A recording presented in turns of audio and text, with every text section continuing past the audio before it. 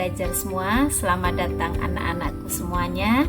Alhamdulillah, hari ini kita akan belajar salah satu materi penting dalam fikih muamalah, yaitu mengenai konsep dan hukum ijarah dalam Islam.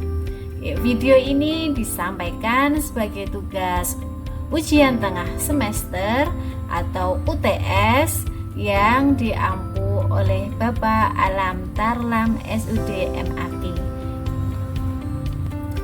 Tujuan dari pembelajaran hari ini yaitu menjelaskan pengertian dan hukum ijarah, kemudian menyebutkan rukun dan syarat sah ijarah, yang terakhir memberi contoh bentuk ijarah dalam kehidupan sehari-hari.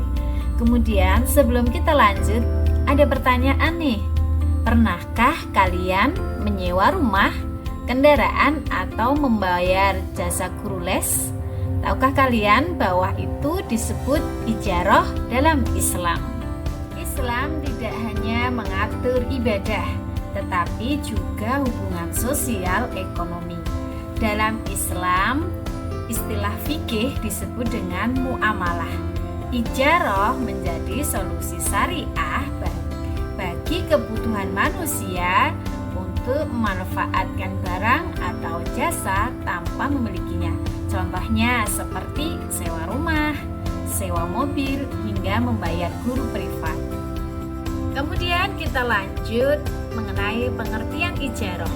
Secara etimologi, kata ijarah berasal dari bahasa Arab yaitu al-ajr, yang artinya pertimbangan, kompensasi, imbalan, atau substitusi.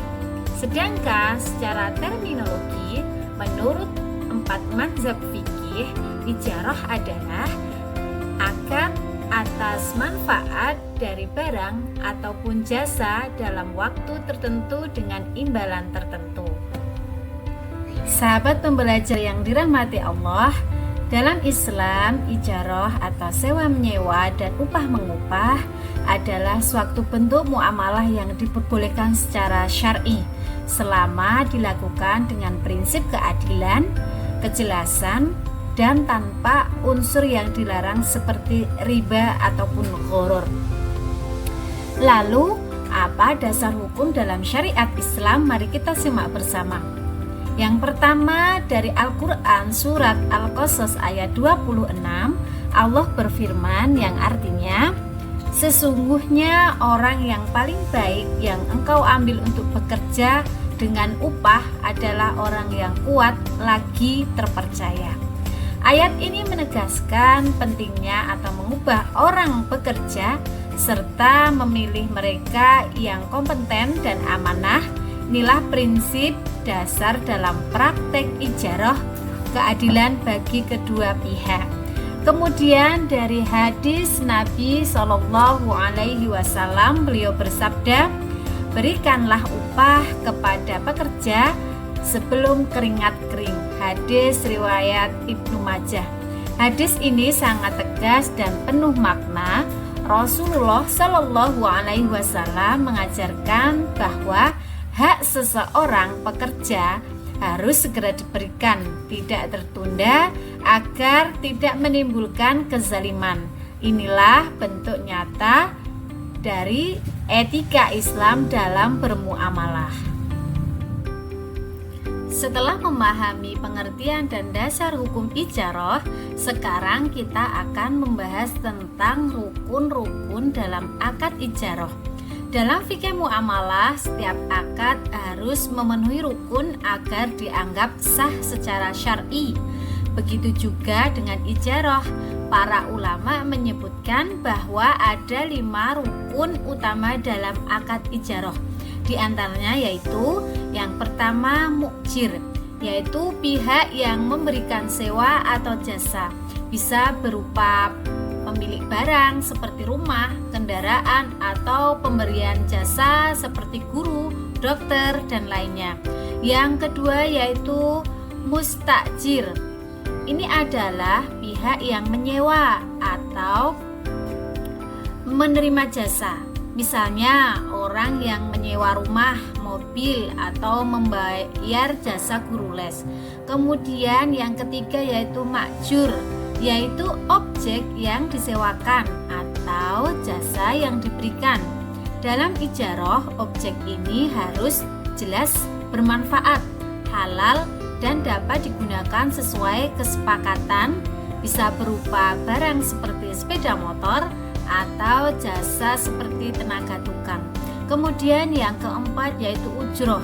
Ujroh adalah imbalan atau upah yang diberikan oleh penyewa kepada pihak pemberi sewa. Ujroh ini harus diketahui secara jelas jumlah, bentuk, sejak akad awal. Kemudian yang terakhir yaitu ijab dan qabul. Ijab qabul merupakan pernyataan kesepakatan antara kedua belah pihak, biasanya diucapkan secara lisan atau bisa juga dalam bentuk tertulis. Asal memenuhi syarat sah perjanjiannya menurut syariat. Kemudian contoh mengenai ijarah. Di sini tertulis contoh dua kasus. Yang pertama yaitu Siti menyewa laptop untuk keperluan tugas selama seminggu dengan biaya 100.000. Dan kasus kedua, Pak Andi mengupah tukang untuk mengecat rumahnya dengan biaya Rp500.000. Dalam kedua kasus ini ijarah sah jika ada kesepakatan barang atau jasa halal dan bermanfaat. Terus yang terakhir, harga dan waktu disepakati. Kemudian hal-hal yang membatalkan ijarah diantaranya salah satu pihak membatalkan sepihak tanpa alasan yang dibenarkan. Kemudian barang rusak sebelum digunakan. Kemudian pembayaran tidak sesuai dengan kesepakatan. Dan yang terakhir masa sewa habis. Alhamdulillah sahabat belajar dan teman-teman semua, kita sudah sampai di akhir pembelajaran hari ini. Dari penjelasan yang telah kita bahas bersama, bisa kita simpulkan bahwa ijarah adalah salah satu akad yang sangat penting dalam kehidupan sehari-hari.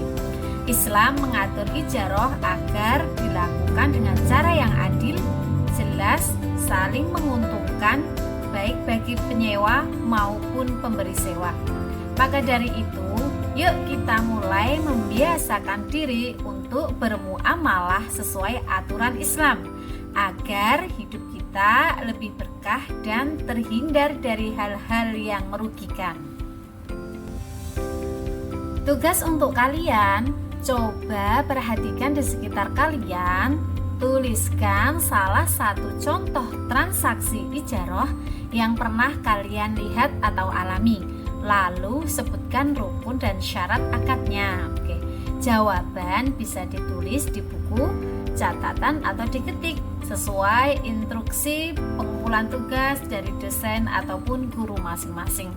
Terima kasih atas perhatian dan semangat belajarnya hari ini. Semoga bermanfaat dan sampai jumpa di pembelajaran selanjutnya. Wassalamualaikum warahmatullahi wabarakatuh.